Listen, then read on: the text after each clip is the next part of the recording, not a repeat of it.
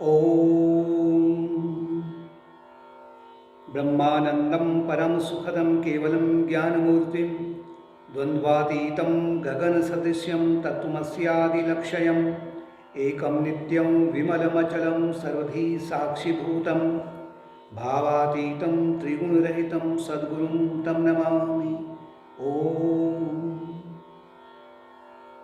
योगेन चित्तस्य पदेन वाचां मलं शरीरस्य वैदिकेन योपाकरोतं प्रवरं मुनीनां पतञ्जलिं प्राञ्जलिना नतोऽस्मि। महर्षि पतंजलि महाराज को प्रणाम किया है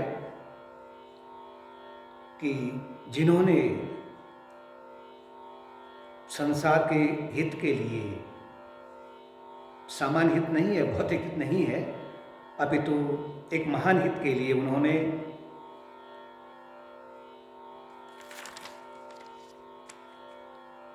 वाणी की शुद्धता के लिए व्याकरण दिया है, ग्रामर दिया है हमें।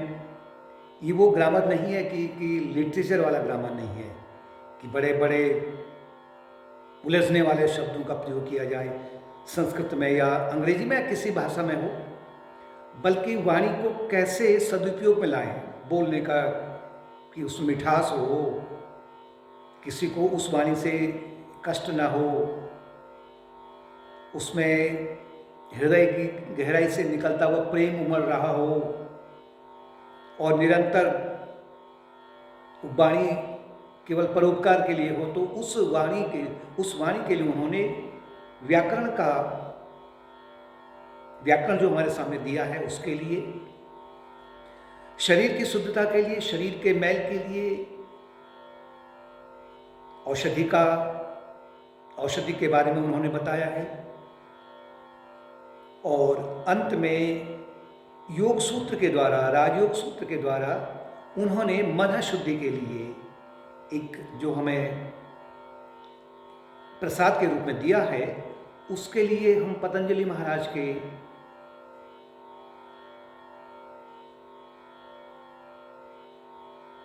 कहें तो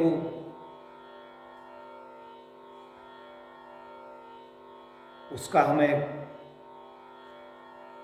उनके महान ऋणी हैं। और पतंजलि महाराज ने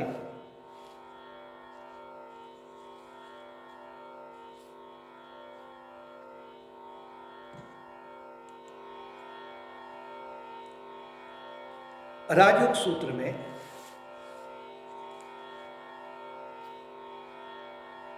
मन के अध्ययन पर जोर दिया है। चाहे कोई किसी भी धर्म का हो, संप्रदाय का हो,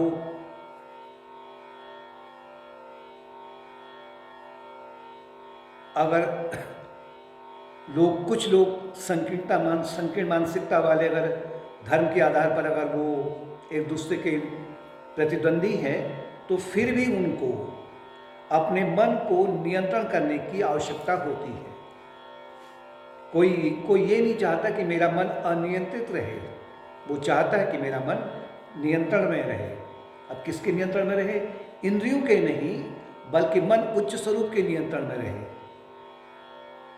उच्च स्वरूप से निम्न स्वरूप को, उच्च मन से निम्न मन पर नियंत्रण रखना है।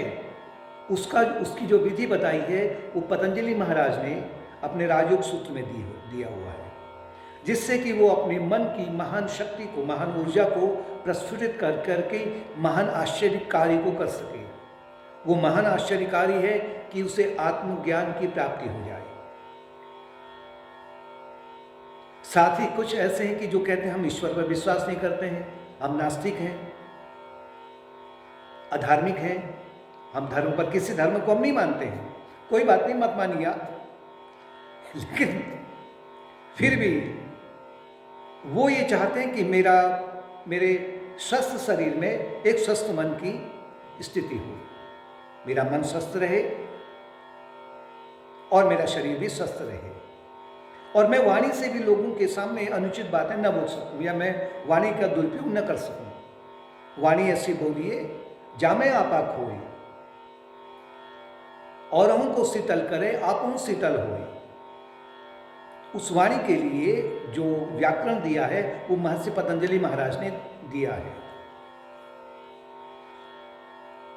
महर्षि पतंजलि महाराज का इस भारतवर्ष की भूमि में कब प्रादुर्भाव हुआ, कब उन्होंने अपने यहाँ चरण रखे, इसके बारे में कोई भी ज्ञात नहीं है, कुछ भी ज्ञात नहीं है। किंतु ये एक स्पष्ट है कि महर्षि पतंजलि इस भारत भूमि पर ईसा मसीह से हजारों वर्ष पहले उनका प्रादुर्भाव हुआ था, उन्होंने यहाँ जन्म लिया था।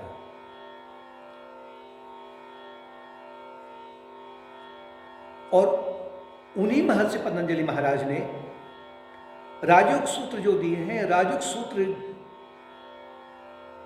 एक प्रकार से कहें कि अगर प्राचीन काल का और आधुनिक काल का जो साइकोलॉजी और पैरासाइकोलॉजी है उसके कहीं भी समानांतर नहीं है, बल्कि और भी उन्नत है उससे। ये कहीं नहीं टिकते हैं, क्योंकि जो साइकोलॉजी और पैरासाइकोलॉजी है या आधुनिक मनोविज्ञान में भी केवल वो एक जो एबनॉर्मल व्यक्ति है, जो कुछ मानसिक रूप से कुछ थोड़ा सा उटपटा हुआ है, डिप्रेशन में आया हुआ है या कुछ और हुआ है, तो उसको एक नॉर्मल में लाने का प्रयत्न करते हैं अपने प्रयोगों से। लेकिन राजयोग सूत्र की जो उसे कहें कि वो जो पैरासाइकोलॉजी है उससे कहीं ऊंचा है, वो व्यक्ति के मन का अध्ययन करने के बाद में उसे नॉर्मल नहीं बनाता है, सुपर नॉर्मल बना देता है। सुपर नॉर्मल का तात्पर्य है कि वो अपने मन की अनंत ऊर्जा को खोज लेता है, मन को एकाग्र करके, और उसके माध्यम से वो अपने स्वरूप को, आत्म साक्षात्कार कर लेता है, अपने स्वरूप को जान लेता है कि मैं कौन हूं, जिसके लिए ही मनुष्य का जीवन दिया गया है।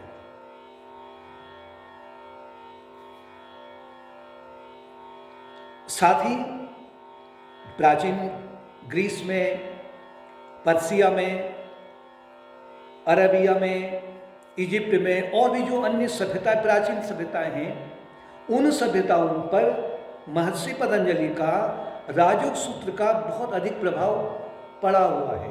ये प्रमाण है उनकी जो सभ्यता है उस पर उनका प्रभाव बहुत अधिक पड़ा हुआ है। कहने का तात्पर्य है कि उस समय भी राजयोग सूत्र का उस समय के लोगों ने उसको अपनाया था।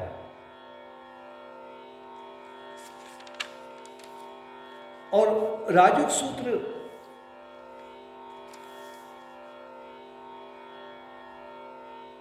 क्योंकि जो उसका अनुपालन करेगा, जो राजयोग सूत्र का या जो संपूर्ण योग का अध्ययन करेगा, वो एक प्रकार से साधक है, वो योग मार्ग में बढ़ रहा है तो योगी है। तो साधक का कार्य ये नहीं कि मैं राजयोग सूत्र के सूत्र को मैं रट करके फिर मैं अपनी वाणी से, अपनी बुद्धि से मैं लोगों को अचंभित कर दूं बड़े बड़े भीड़ में जाकर के। नहीं, इतना ही नहीं है, बल्कि वो अपने भीतर की जो अनंत ऊर्जा है मन के रूप में, उस ऊर्जा को खोज करके वो आत्म साक्षात्कार प्राप्त करे। ये राजयोग सूत्र का लक्ष्य है। क्योंकि प्राचीन काल में मतलब कागज की कमी होती थी, क्योंकि मतलब नहीं था, पेपर्स नहीं थे, इंक भी नहीं थी, तो उतना लंबा शास्त्र को बड़े उसको एलेबोरेट करने में, विस्तार रूप देने के लिए ये उस समय में बड़ा असंभव था। इसलिए ऋषि मुनियों ने और पतंजलि महाराज ने भी उस महान खोज को जानने के बाद में, क्योंकि जो राजयोग सूत्र की उत्पत्ति कहाँ से हुई है, ये नहीं कि पतंजलि महाराज इसके रचयिता हैं, पतंजलि महाराज के माध्यम से ये हमारे पास आया हुआ है, माध्यम बने हुए हैं। और इनका जो स्रोत है वो ब्रह्म है, ब्रह्मन है, परमात्मन है, एब्सोल्यूट सेल्फ। और उसका अनुभव करने के बाद में फिर जो उन्होंने ऋषि मुनियों ने, अगर हम कहें पतंजलि महाराज ने उस समय में जो उन्होंने उस अनुभव को जानते हुए जो उन्होंने अभ्यास किया था, उस अभ्यास को उन्होंने सूत्र में पिरोया हुआ है। सूत्र का तात्पर्य है कि जैसे मैं माला में अनेक दाने होते हैं। इसी प्रकार से राजयोग सूत्र में भी नारद भक्ति सूत्र हैं, और भी सूत्र हैं या श्लोक हैं, या गीता भी में के हैं तो वो भी सूत्र हैं। एक प्रकार से उन्होंने अनंत एक व्याख्या उसमें समाधि है, उन्होंने उसको बहुत सारा इकट्ठा कर कर करके एक संक्षिप्त में उसको दे दिया है, और वो सूत्र उन्होंने फिर अपने मानसिक रूप से ये गुरु शिष्य परंपरा से आगे को बढ़े हुए हैं।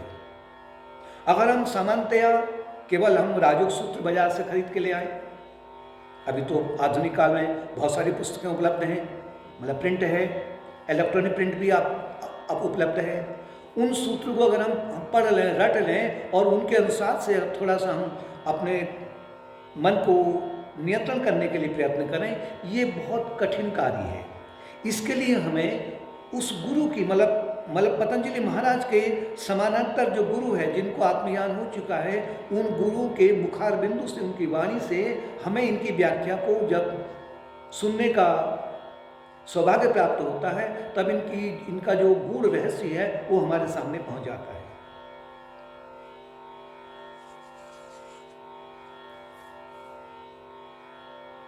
तो तात्पर्य है कि चाहे कोई व्यक्ति किसी भी संप्रदाय का हो, किसी भी धर्म का हो, आस्तिक हो, नास्तिक हो, वो किसी भी देश में रहने वाला हो, उसको अपने मन के अध्ययन करने के लिए किसी भी प्रकार से बाहरी धर्म को पकड़ने की उतनी आवश्यकता नहीं है।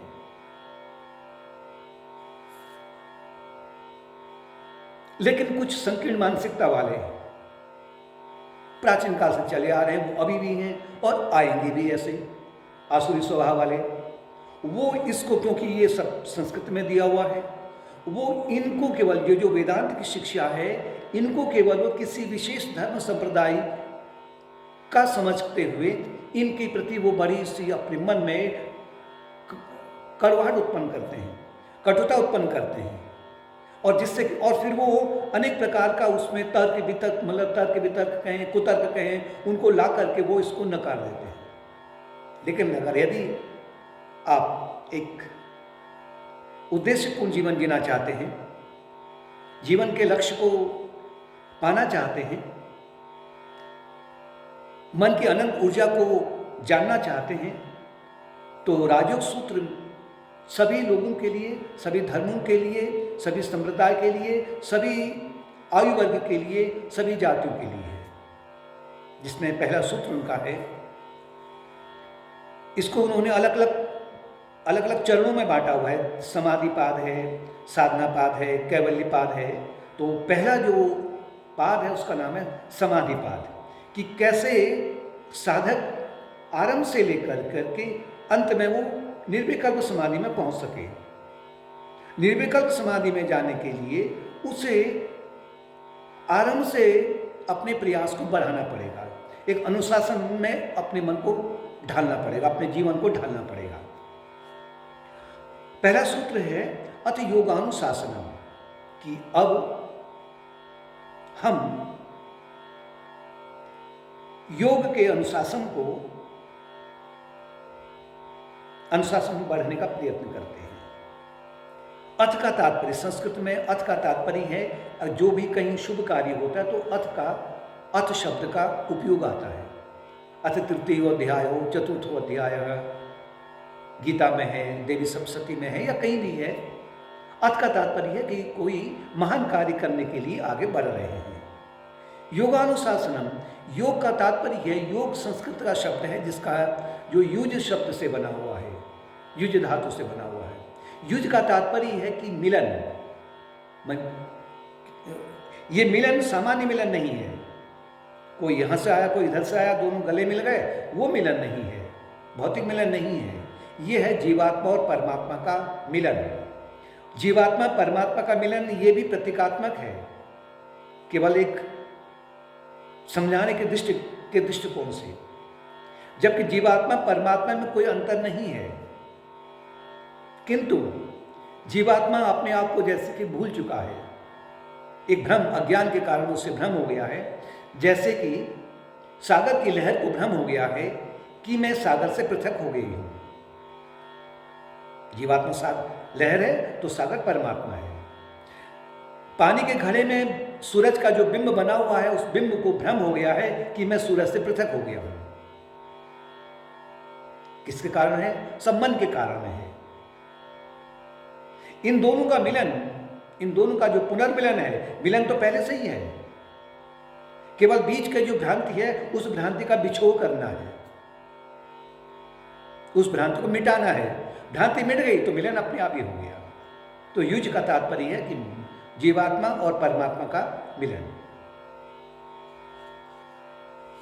अनुशासन के अंतर्गत में अगर हम राजयोग सूत्र में दिया गया है कि योग के क्या गुण हैं और योग के विभिन्न साधन क्या हैं। योग शब्द तो योग है, लेकिन इसके अलग अलग ऋषि मुनियों ने इनको अलग अलग भागों में बांटा है, जिससे कि भक्त इनको पकड़ कर करके अपने जो उससे अपने पिछले जन्मों का जो उसका अभ्यास है, उस अभ्यास के अनुसार में किसी एक योग रूप को अधिक पकड़ करके बाकी का सहारा लेते हुए वो आगे बढ़ता है। तो योग के विभिन्न साधन क्या क्या हैं?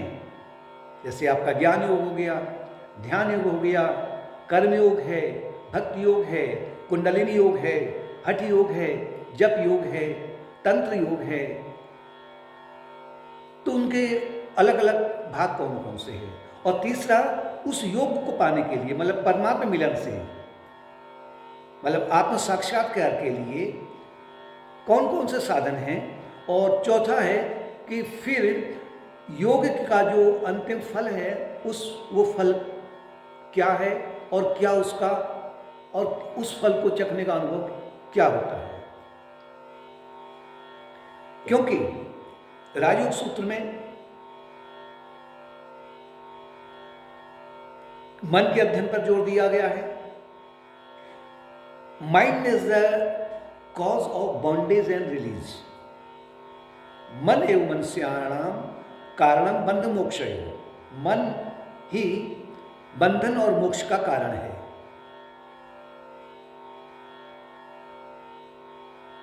बस उसी मन पर अध्ययन करना है। मन को कैसे नियंत्रण में लाएं?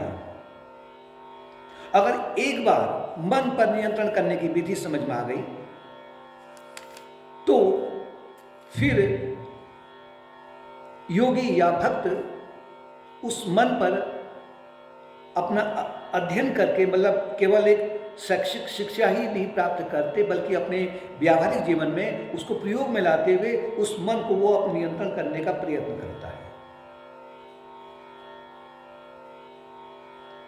राजयोग सूत्र में मन को मॉडिफाई करना है, आपने सुधार लाना है उसमें। अगर स्ट्रेट वे कहें कि मन, इसका अध्ययन आगे को आएगा, कि मन का डिटेल अध्ययन आगे को आएगा। मन में जो विकार हैं, मलिन वासनाएं हैं, उन मलिन वासनाओं को शुभ वासनाओं से परिवर्तित करना है, मॉडिफाई कर देना है मन को, जिससे कि उसके जीवन का जो जीवन में उसके अनेक प्रकार के जो उसको कटु अनुभव हो रहे हैं, जैसे हिंसा है, बैर है, क्रोध है इत्यादि है, ये विकार उसके मन से जैसे जैसे दूर हटेंगे तो उसका जीवन भी उसी प्रकार से उन्नत होते जाएगा। मन को कहा गया है चित्त, माइंड स्टफ, और इसके अध्ययन को जानना बहुत आवश्यक है, क्योंकि मन को कहा गया है अंतःकरण चतुष्टय, मनस, बुद्धि, चित्त और अहंकार।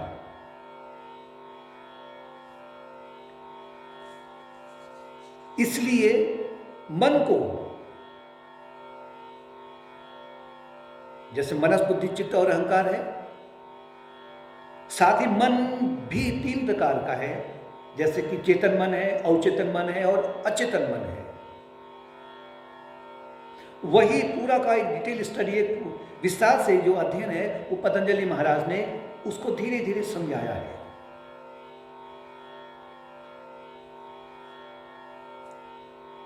मन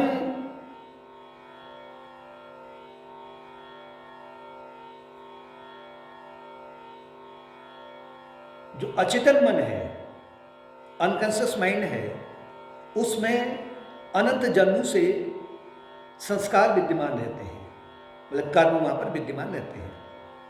और वही फिर बाद में धीरे धीरे व्यक्ति के जीवन में निरंतर दिन और रात वासना के रूप में ऊपर उठते हैं। जैसे कहें कि अगर धरती की गहराई में अगर बीज हैं तो वो संस्कार के रूप में है, वो अचेतन मन है, अनकॉन्शियस माइंड है। और उसमें से कुछ बीज, कुछ जैसे अनुकूल स्थिति आ गई, खाद पानी उसको ठीक मिल गया, तो उसमें से जो है सेलेक्टेड बीज उसमें से ऊपर उठते हैं, जिससे स्प्राउटिंग होती है, जिससे कहते हैं वासनाएं। वासनाओं में जब वृक्ष बड़ा होता है बीज उसका, तो जब उसमें जब फल लगने लग जाते हैं उसे कहते हैं वृत्तियां, मतलब वो वृक्ष बड़ा हो गया है। वृत्तियां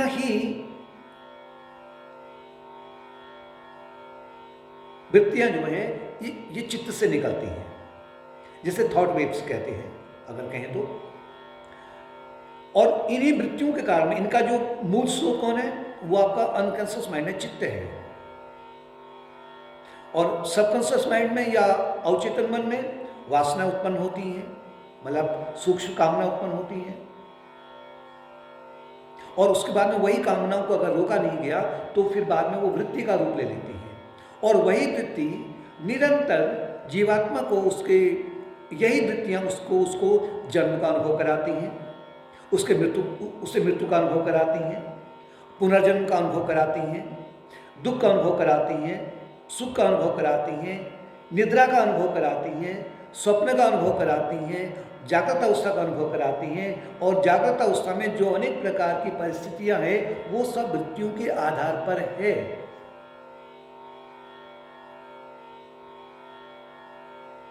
ये वृत्तियां भी, क्योंकि अलग अलग सूत्र में दिया है, ये वृत्तियां भी अब कितने प्रकार की होती हैं इनको आगे को बताया गया है। इन वृत्तियों का निरोध करना,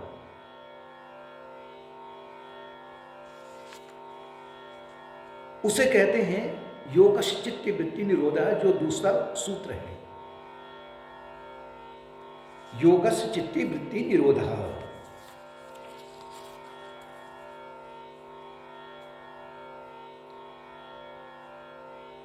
यानी कि जो मन की जो वृत्तियां हैं, थॉट वेव्स हैं, इनका ठहराव कर देना। जैसे कि अगर आप सिनेमा घर में बैठे हुए हैं और वहां सिनेमा देख रहे हैं, तो जो कुछ भी उसमें 3 घंटा आप उसमें इन्वॉल्व हुए, वो किसकी वजह से, जो रील चल रही है, वो जो रील चल रही है वो एक प्रकार से वृत्तियां हैं, और वो निरंतर बहती रहती है वृत्तियां, और उसी में जीवात्मा इन्वॉल्व हो जाता है। जैसे ही अगर आपकी ऊपर की फिल्म ऊपर और नीचे की फिल्म नीचे आ गई, या फिल्म समाप्त हो गई, तो क्या होगा, ठहराव हो गया, चित्त वृत्ति निरोध हो गया। सामने क्या, अब क्या है, केवल पर्दा है, प्रकाश है, और कुछ नहीं है। और प्रकाश क्या है, शांत, या पर्दा क्या है, शांत है। जैसे बीच में फिल्म आ गई तो पर्दा अशांत हो जाता है, कभी प्रसन्न हो जाता है, कभी दुखी होता है, हलचल होती है। इसी प्रकार से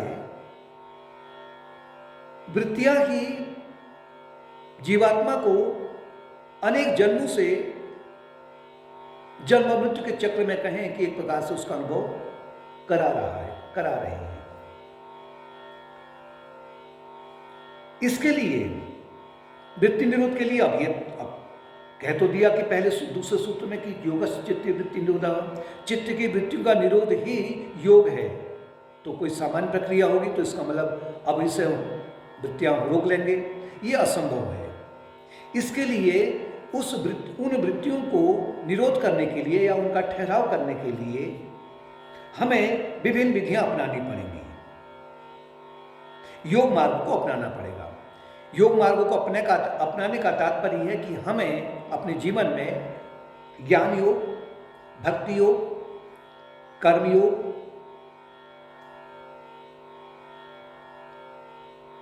ज्ञान, भक्ति, कर्म और ध्यान योग, इनका पालन करना है। अगर हम इनका पालन कर रहे हैं तो धीरे धीरे चित्त की वृत्तियों का निरोध होने लग जाता है। वृत्तियां धीरे धीरे पहले तो क्या होती है, परिवर्तित होती हैं। जो अशुभ वृत्तियां हैं शुभ वृत्तियों में परिवर्तित होती हैं और अंत में वृत्ति का पूर्ण रूप से ठहराव हो जाता है, जो कि समाधि में धीरे धीरे ध्यान मार्ग में आपको अनुभव होने लग जाता है।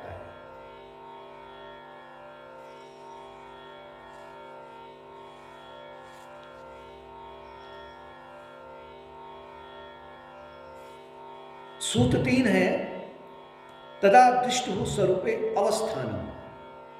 अगर वृत्ति का निरोध हो गया, वृत्तियों का या थॉट वेव्स का निरोध हो गया, ठहराव हो गया, तो जो दृष्टा है वो अपने स्वरूप में स्थित हो जाता है।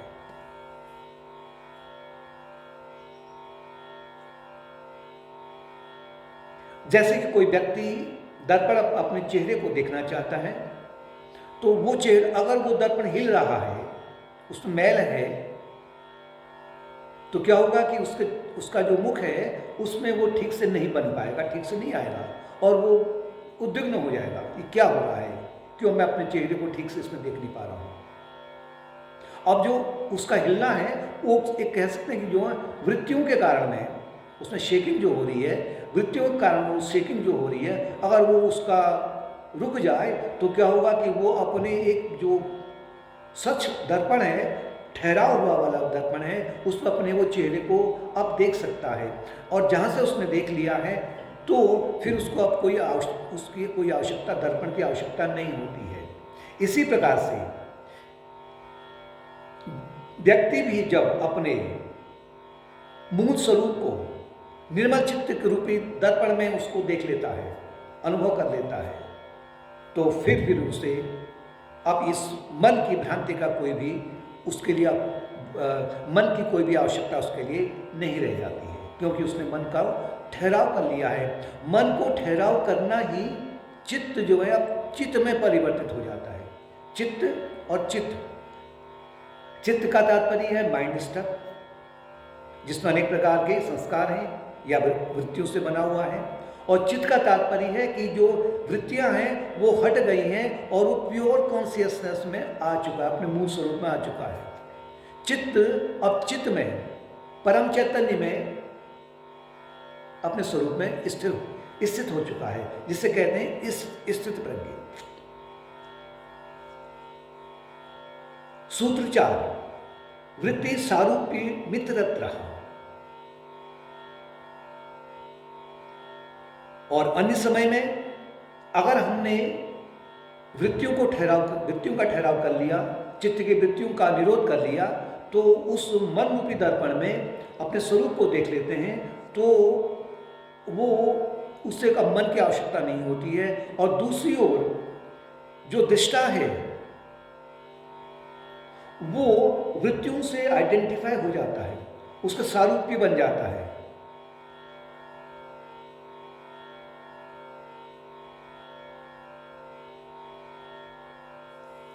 जो अपने मन को नियंत्रित नहीं करने के लिए कोई प्रयास नहीं कर रहे हैं, नियंत्रित करने के लिए कोई प्रयास नहीं कर रहे हैं, वो अपने वृत्तियों के थॉट वेव्स से निरंतर आइडेंटिफाई होकर करके, उसके सारूप्य होकर करके वो अलग प्रकार से 3 गुणों के आधार पर, सत्वगुण, रजोगुण और तमोगुण के आधार पर वो अपने आप को उस झोंके में डाल देते हैं। दृष्टा कौन है?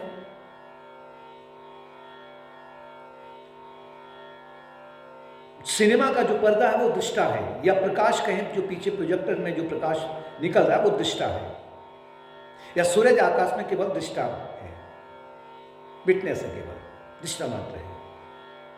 अनेक प्रकार के जो बिंब हैं उनमें क्या हो रहा है, उन बिंबों की क्या स्थिति हो रही है, कौन बिंब सुखी है, कौन दुखी है, कौन बड़ा है, कौन छोटा है, कौन बड़े बर्तन में है, कौन कौन छोटे बर्तन में है, कौन कीचड़ में है, कौन स्वच्छ जल में है। सूरज को कोई मतलब नहीं, वो केवल दृष्टा मात्र है। उलझन तब होती है जब सूरज अपने आप को उस घड़े वाला जो बिंब है उसके जब सारूपी जब मान लेता है, जिससे कहते हैं कि वो थॉट वेव से आइडेंटिफाई हो चुका है, वृत्ति के सारूपी हो चुका है। अब वो सूरज अपनी दृष्टा भाव को छोड़ करके त्याग कर करके वो अब फिर वही एक अलग प्रकार के ड्रामा को खेलने लग जाता है। या सिनेमा घर में अगर आप देखें, प्रकाश जब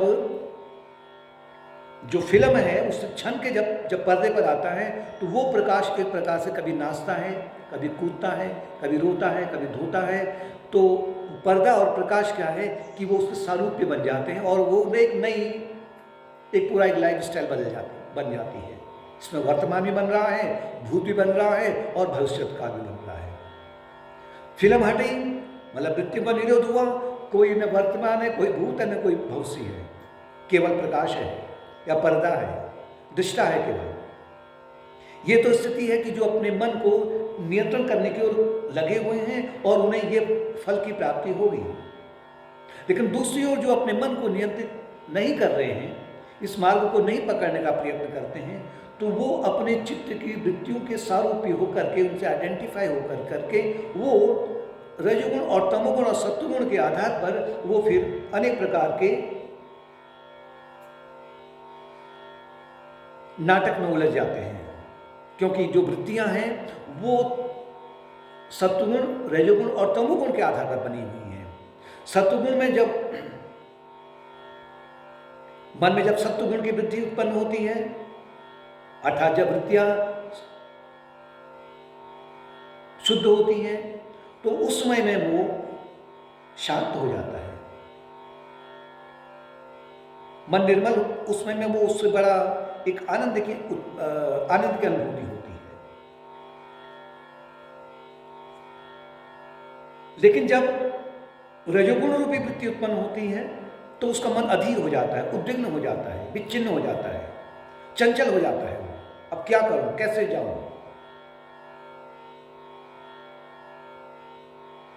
अचानक धन की प्राप्ति हो जाती है तो क्या होता है, व्यक्ति उद्विग्न हो जाता है, विच्छिन्न हो जाता है कि कहां घूमने जाऊं, क्या जाऊं, कौन से होटल में जाऊं, क्या खाऊं, क्या पीऊं।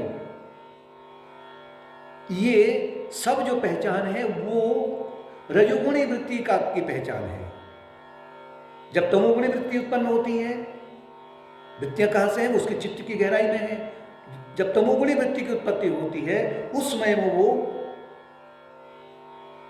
हिंसात्मक कार्यों में, निंदात्मक कार्यों में, आलस्य में, प्रमाद में, इनमें डूब जाता है।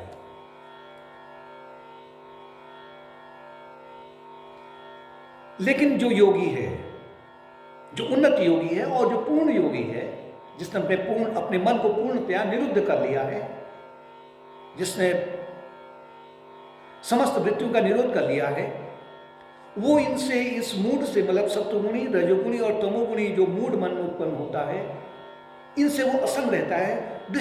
वो दृष्टा भाव से देखता है कि अब मन में ये वृत्तियां उत्पन्न हो रही हैं, लेकिन मैं इससे अचल हूं। जैसे कि अगर सिनेमा